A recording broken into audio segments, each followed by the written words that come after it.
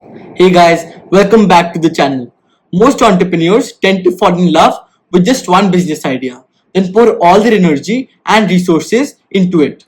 But here's a little secret. That approach can be incredibly risky. The most successful entrepreneurs don't just commit to the first idea that excites them. They explore many. If you've ever brainstormed, you know ideas are abundant. But the real challenge is, how do you pick the right one? Today, we're diving into a powerful, structured way to evaluate and compare multiple business opportunities using clear steps and even a real world example. Let's find out how to choose a winner. To look at business ideas properly and really dig into them, you need a sharp set of criteria. We'll go over 5 key things that act like your personal filtering system. Think of these as your go/no go checklist for any new opportunity. Number one, how big is the need? This is where you always start. You need to ask yourself, how many people genuinely have this problem? Is it just a few people, or is it something a lot of people struggle with? How bad is this problem for them? Are they just a little annoyed, or are they desperate for a solution? We often use the pain analogy here. An itch is a mild annoyance. People might complain, but they won't pay much to make it go away. A migraine is moderate pain. People will actively look for relief and are willing to pay a reasonable amount for it. A gushing wound is an urgent, critical, and undeniable need. People are actively searching right now for a solution and are ready to pay serious money to fix it immediately.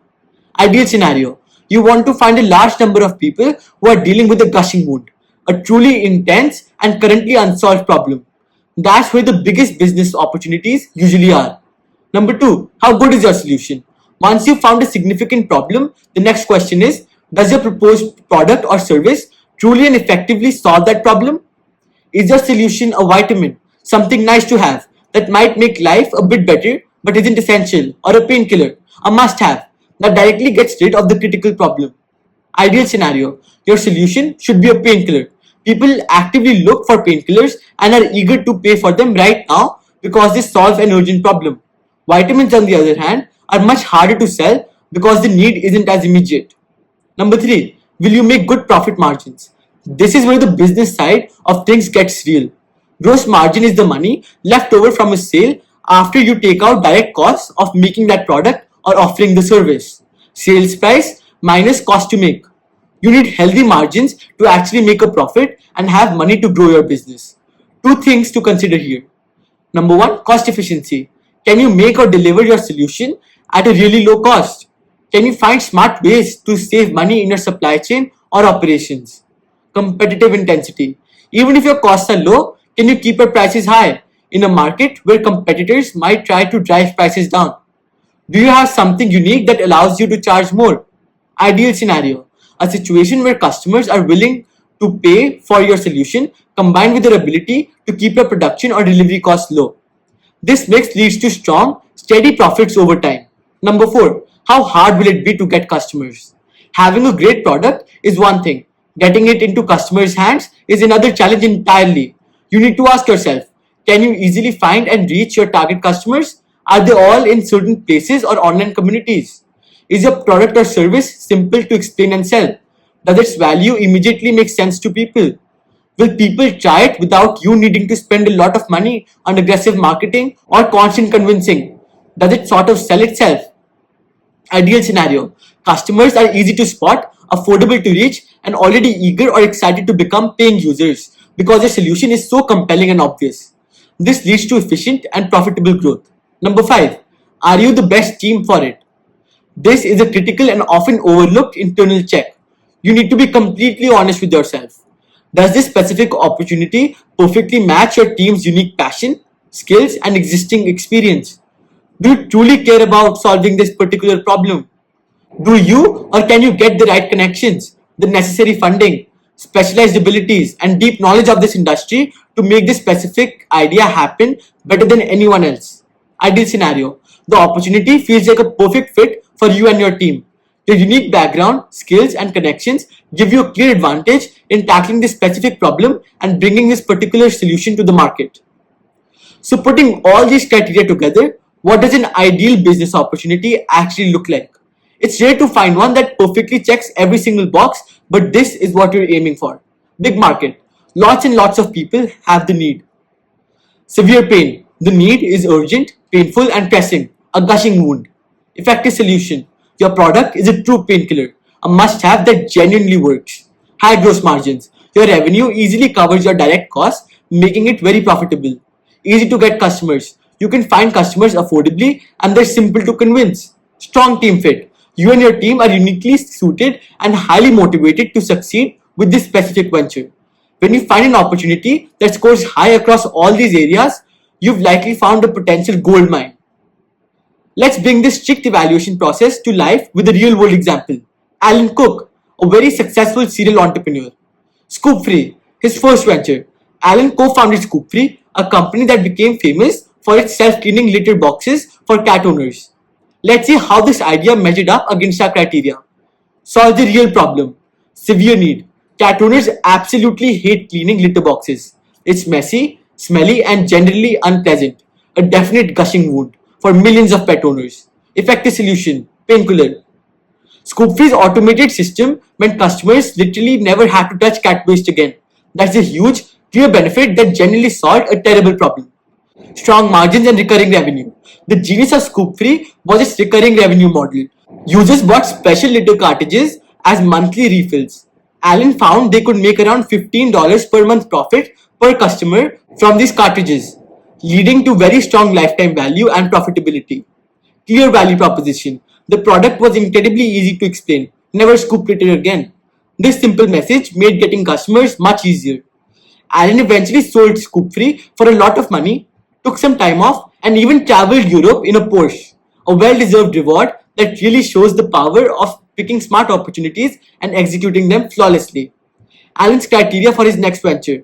After his successful exit from ScoopFree, Alan didn't just jump into the next idea without thinking. He was very disciplined.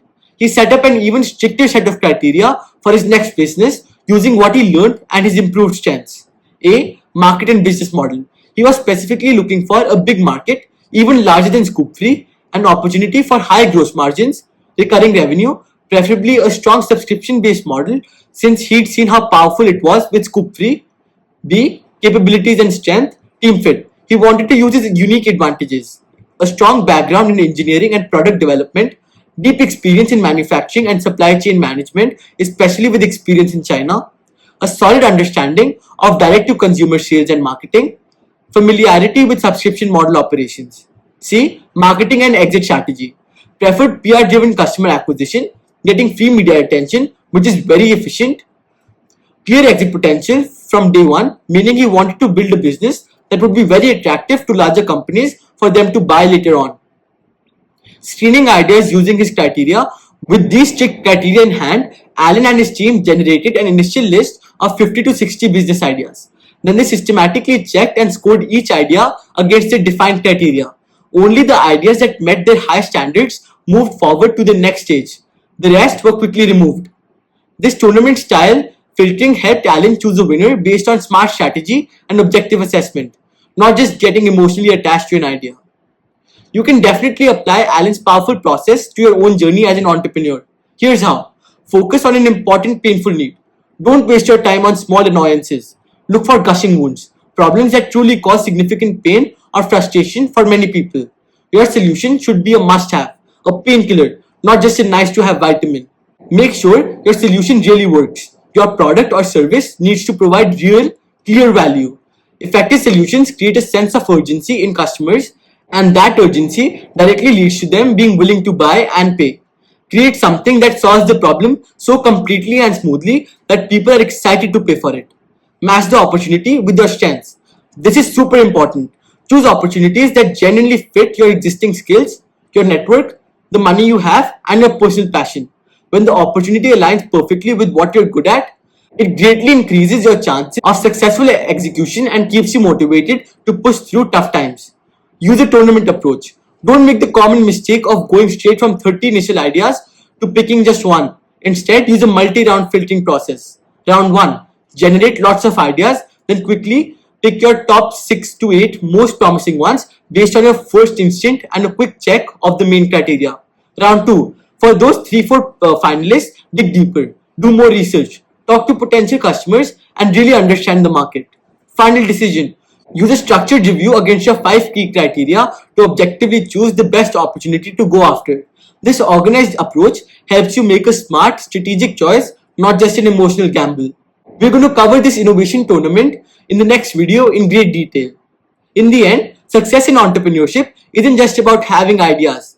Anyone can have those. It's about choosing the right idea and doing it with careful, structured thought. Use a systematic plan. Be truly honest about your team's strength and weakness and how badly the market truly needs your solution. Test your ideas like a serious scientist, not someone just hoping for luck. Remember, you don't need a perfect idea to start. You need a strong idea that you and your team are uniquely equipped to execute better than anyone else. By following this disciplined process, you'll put yourself in a much stronger position to build a business that truly succeeds, grows, and makes a real difference, not just barely survives. If you found this helpful, hit the like button and subscribe. Thank you.